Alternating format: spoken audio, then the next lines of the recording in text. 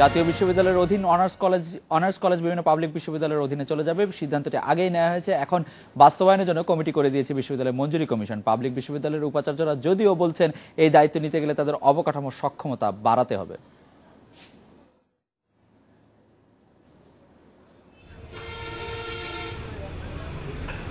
জাতীয় বিশ্ববিদ্যালয়ের অধীনে সারা দেশে 21 লাখ শিক্ষার্থী স্নাতক ও স্নাতকোত্তর পর্যায়ে পড়ছে। এত বিপুল শিক্ষার্থীর কোর্স পরিচালনা করতে গিয়ে হিমশিম খেতে হয় জাতীয় বিশ্ববিদ্যালয়কে। ফলে কিভাবে এই চাপ কমানো যায় এ নিয়ে চিন্তা ভাবনা চলছিল নানা রকম। গত 31 আগস্ট শিক্ষা মন্ত্রণালয় পরিদর্শন করতে গিয়ে প্রধানমন্ত্রী শেখ হাসিনা অনেকটা আকস্মিকভাবে নির্দেশ দেন জাতীয় বিশ্ববিদ্যালয়ের অধীন সরকারি কলেজগুলোকে পাবলিক বিশ্ববিদ্যালয়ের অধীনে আনার। তখন কথা উঠেছিল পাবলিক বিশ্ববিদ্যালয়গুলো এ বাড়তি দায়িত্ব নিতে রাজি কিনা। রোববার মঞ্জুরি কমিশন বৈঠকে বসলো 37টি বিশ্ববিদ্যালয়ের উপাচার্যকে নিয়ে।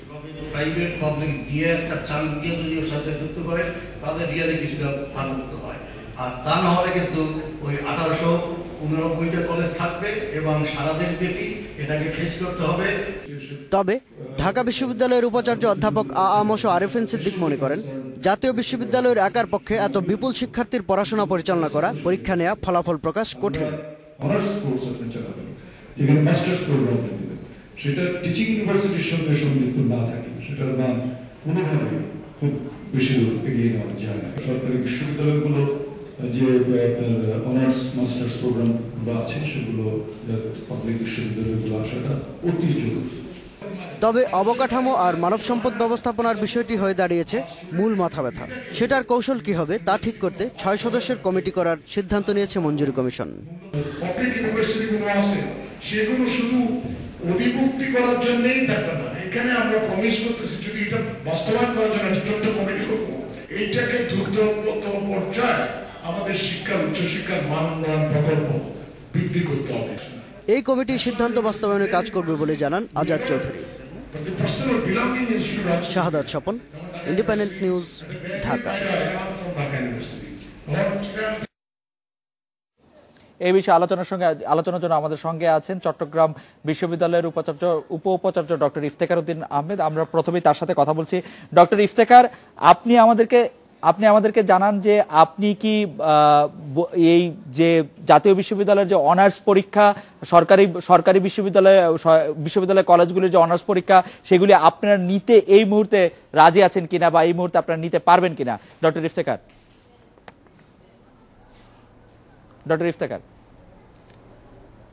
ধন্যবাদ আপনাকে। আপনারা জানেন জাতির জনকের তনয়া মাননীয় প্রধানমন্ত্রী শেখ হাসিনার নেতৃত্বে বিগত কয়েক বছর যাবৎ প্রত্যেক শিক্ষার ক্ষেত্রে আমরা প্রাথমিক, মাধ্যমিক, নারী শিক্ষা একটা অভূতপূর্ব, অসাধারণ, একটা উদ্ভাবনী এবং যে যুগান্তকারী সাফল্য এসছে তার ধারাবাহিকতায় মাননীয় নেত্রীর নির্দেশে যে আজকে আমাদের পাবলিক বিশ্ববিদ্যালয়ের অধীনে যে বিশেষ করে সরকারি কলেজ বিশ্ববিদ্যালয়গুলিকে আনার যে পরিকল্পনা বা যে বাস্তবায়নের লক্ষ্য স্থির হচ্ছে, আমি মনে করি অত্যন্ত ইতিবাচক, অত্যন্ত যৌক্তিক। কারণ জাতীয় বিশ্ববিদ্যালয়ে যে কনসেপ্টে করা হয়েছিল, এত বিপুল সংখ্যক কলেজগুলোকে পরিচালনা করতে গিয়ে তারা অসম্ভব রকমের সংকটের বিভিন্ন মুখোমুখি হচ্ছে। আমি মনে করি এখন যদি পাবলিক বিশ্ববিদ্যালয়ের অধীনে সেই কলেজ, বিশেষ করে সরকারি কলেজ বা বিশ্ববিদ্যালয়কে আনা যায় এবং তাদের শিক্ষার মানের ক্ষেত্রে বলুন, তাদের পড়াশোনার ক্ষেত্রে বলুন, অর্থাৎ বিশ্ব মানদণ্ডে যে শিক্ষাকে আধুনিক শিক্ষা বলছি, সেই শিক্ষার ক্ষেত্রে আমরা যে একটা অসাধারণ বা একটা ভালো ভূমিকা রাখতে পারবো সেটা আমি মনে প্রাণে বিশ্বাস করি। হ্যাঁ, প্রশ্ন আসছে সেখানে কিছু অবকাঠামো বিষয় অথবা মানব সম্পদের যে আমাদের যে লোকবলের সংকটের বিষয়, সেগুলো আমি মনে করি যথাযথভাবে সরকার যদি মনোযোগী হয় এবং বিশেষ করে শিক্ষা মন্ত্রণালয় এবং আমাদের বিশ্ববিদ্যালয় মঞ্জুরি কমিশন, আমরা এই সমস্যাগুলোকে অতি দ্রুত কাটিয়ে উঠে আমরা হয় এবং বিশেষ করে শিক্ষা মন্ত্রণালয় এবং আমাদের বিশ্ববিদ্যালয় মঞ্জুরি কমিশন, আমরা এই সমস্যাগুলোকে অতি দ্রুত কাটিয়ে উঠে আমরা একটি সুন্দর ব্যবস্থাপনার মাধ্যমে এই শিক্ষা কার্যক্রমে আমরা সফল কাম করতে পারবো বলে আমি বিশ্বাস করি। অধ্যাপক ইফতেখার, আরেকটি বিষয় এখানে একটু দেখা দরকার, যে আমরা এটা শুনে থাকি যে পাবলিক বিশ্ববিদ্যালয়গুলি আসলে নিজেদের বিষয়গুলি নিয়েই নিজেরা অনেক বেশি ব্যস্ত থাকতে হয় তাদের। এর মধ্যে যখন বাড়তি অন্যান্য সরকারি কলেজের পরীক্ষা, প্রশ্নপত্র প্রণয়ন এবং অন্যান্য বিষয়গুলো আপনার সামলাতে হবে, তখন আরো বেশি সেশন জট, আরো বেশি পরীক্ষা পিছানো, সেগুলির মধ্যে দিয়ে আমরা যাবো কিনা?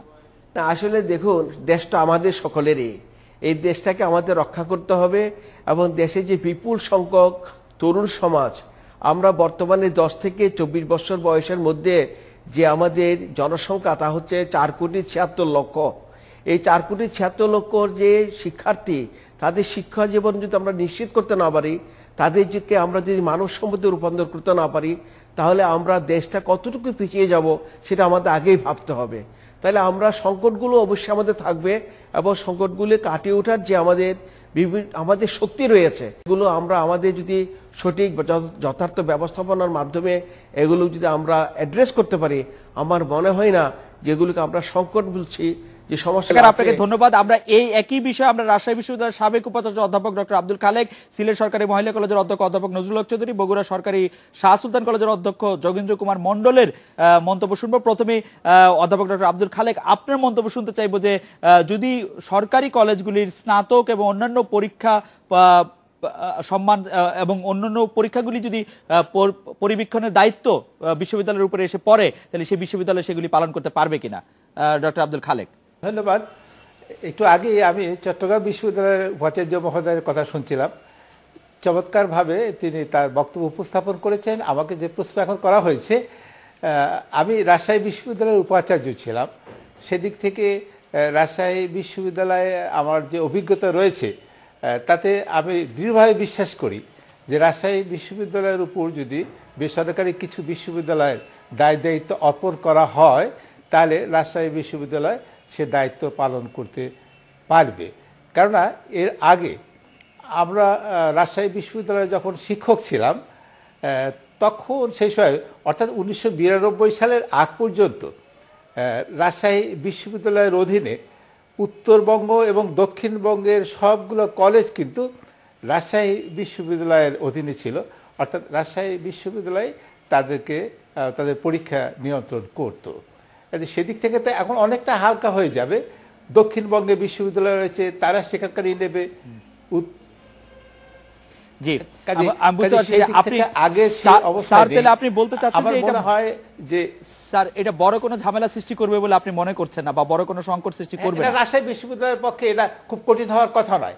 সেখানে যে অভিজ্ঞতা আছে, সেই অভিজ্ঞতার আলোকে তারা এই অঞ্চলের কলেজগুলোকে, সরকারি কলেজগুলোকে খুব ভালোভাবে এটাকে দেখাশোনা করতে পারবে এবং পরীক্ষা সেখানে কোনো দুর্নীতি হবে না, অথবা শিক্ষার মান যেটা, সে শিক্ষার মান অনেক উন্নত করে ফেলতে পারবে, যেটা জাতীয় বিশ্ববিদ্যালয়ের উপর একটা বোঝা হয়ে দাঁড়িয়েছে।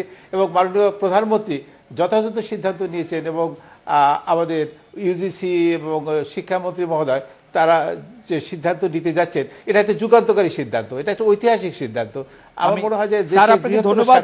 স্যার আপনাকে ধন্যবাদ। আমি একটু অধ্যাপক যোগেন্দ্র কুমার মন্ডলের কাছে জানতে চাইবো যে বগুড়ার সরকারি শাহ সুলতান কলেজের অধ্যাপক অধ্যাপক যোগেন্দ্র কুমার মন্ডল, আপনি কি একই জিনিস মনে করছেন কিনা যে যদি এটি রাজশাহী বিশ্ববিদ্যালয়ের অধীনে ন্যস্ত হয়, তাহলে আপনারা একইভাবে দায়িত্বগুলি পালন করতে পারবেন এবং বড় ধরনের কোনো সংকট এটি সৃষ্টি করবে না? এটা আসলে আমরা যেটা চাচ্ছি, যেহেতু গভর্নমেন্ট প্ল্যান নিয়েছে, প্রধানমন্ত্রীর প্ল্যান, এটাকে আমরা স্বাগত জানাই। এটা আমাদের জন্য খুবই জরুরি দরকার। কিন্তু আমার একটা প্রশ্ন হলো যে প্রাইভেট বিশ্ববিদ্যালয়ের অধীনে আমরা যেটা করতে যাচ্ছি, এটা করতে গেলে আমরা যারা বিশেষ কর্মকর্তা তাদের কি হবে? রাজশাহী বিশ্ববিদ্যালয়ের আন্ডারে যদি আমরা কাজ করি, তাহলে আমাদের কি অবস্থাটা হবে? আমি চাচ্ছি যে আমাদের একটা নির্দিষ্ট যৌক্তিকতা থাকতে হবে, যে আমাদের যে প্রফেসর আছে, যারা সহযোগী অধ্যাপক আছে, রাজশাহীর আন্ডারে যদি আমরা কাজ করতে যাই, এটার একটা বিষয় আমি জানতে চাচ্ছি, এটা কি হবে, এটা আমার জানা দরকার। অধ্যাপক যোগেন্দ্র কুমার মন্ডল, আপনাকে ধন্যবাদ। আমি একটু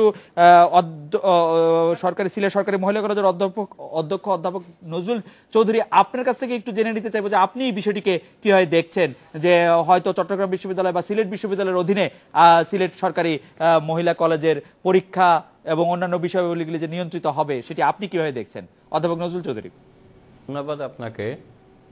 আমি এতক্ষণ শুনছিলাম রাজশাহী বিশ্ববিদ্যালয়ের সাবেক উপাচার্য এবং চট্টগ্রাম বিশ্ববিদ্যালয়ের উপাচার্য মহোদয়ের কথা।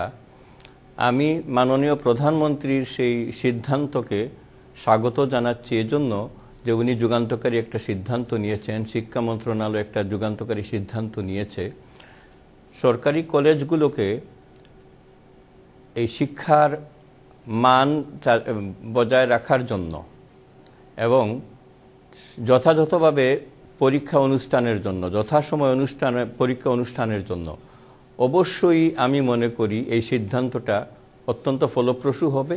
কারণ জাতীয় বিশ্ববিদ্যালয় যে উদ্দেশ্যে সৃষ্টি করা হয়েছিল, প্রতিষ্ঠা করা হয়েছিল, তারপরে এখানে আমরা দেখি যে আমরা সাধারণত স্নাতক সম্মান এবং মাস্টার্স পরীক্ষা কন্ট্রোল করার জন্য এই বিশ্ববিদ্যালয় প্রতিষ্ঠা করা হয়েছিল, কিন্তু এখন আমরা দেখি যে এগুলো সহ আরও প্রায় 17টি প্রফেশনাল ডিগ্রি এখান থেকে প্রদান করা হচ্ছে।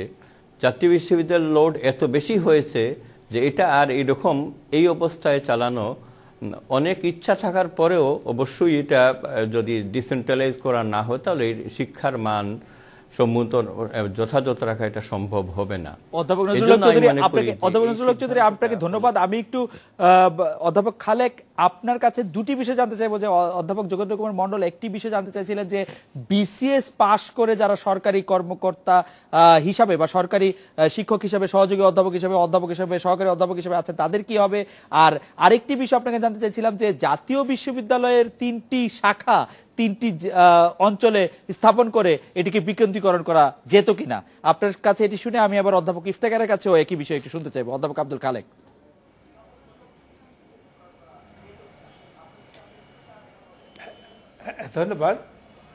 ধন্যবাদ।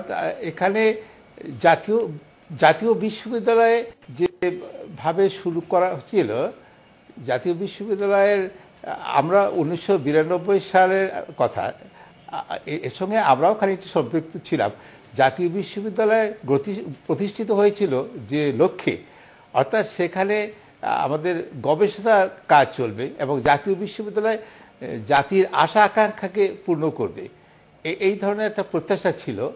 কিন্তু হঠাৎ করে দেখা গেল যে জাতীয় বিশ্ববিদ্যালয়ের উপর সে মানে পঠন পাঠন বা গবেষণামূলক যে কাজগুলো হওয়ার কথা ছিল সেগুলো বাদ দিয়ে এখন বিভিন্ন বিশ্ববিদ্যালয়ের পরীক্ষাকে তারা নিয়ন্ত্রণ করতে শুরু করলেন, অনেকটা বোর্ডের মতো।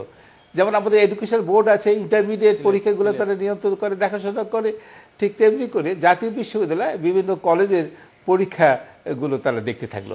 এতে করে জাতীয় বিশ্ববিদ্যালয়ের যে মূল লক্ষ্য, সেই মূল লক্ষ্য থেকে অনেক দূরে সরে গিয়েছিল। এখন যেভাবেই হোক না কেন, অতীত নিয়ে আমাদের ঘাটাঘাটির আর দরকার নেই। জাতীয় বিশ্ববিদ্যালয়ের উপর প্রচণ্ড চাপ পড়েছে এবং জাতীয় বিশ্ববিদ্যালয়ের মাননীয় উপাচার্য তিনিও এ ব্যাপারে তার মতামত দিয়েছেন। কাজেই জাতীয় বিশ্ববিদ্যালয়ের এই চাপটাকে কমানোর জন্য এখন যে সিদ্ধান্ত নেওয়া হচ্ছে, চমৎকার সিদ্ধান্ত। অন্তত সরকারি কলেজগুলো আমাদের বিভিন্ন পাবলিক বিশ্ববিদ্যালয়ের অধীনে চলে যাক, আর বেসরকারি বিশ্ববিদ্যালয়ের ব্যাপারটা পরে না হয় দেখা যাবে। এবং সেখানে জাতীয় বিশ্ববিদ্যালয় সম্পর্কে আমাদের আরও অনেক চিন্তা ভাবনা করতে হবে, গভীরভাবে চিন্তা ভাবনা করতে হবে। আমার তো মনে হয় যে এমন একটা সময় আসবে যখন বেসরকারি বিশ্ববিদ্যালয়গুলোকেও অন্য কোথাও হয়তো সরিয়ে নেওয়া যেতে পারে, সে পরের চিন্তা। এখন এই মুহূর্তে মাননীয় প্রধানমন্ত্রী যে সিদ্ধান্ত দিয়েছেন এবং আমাদের শিক্ষা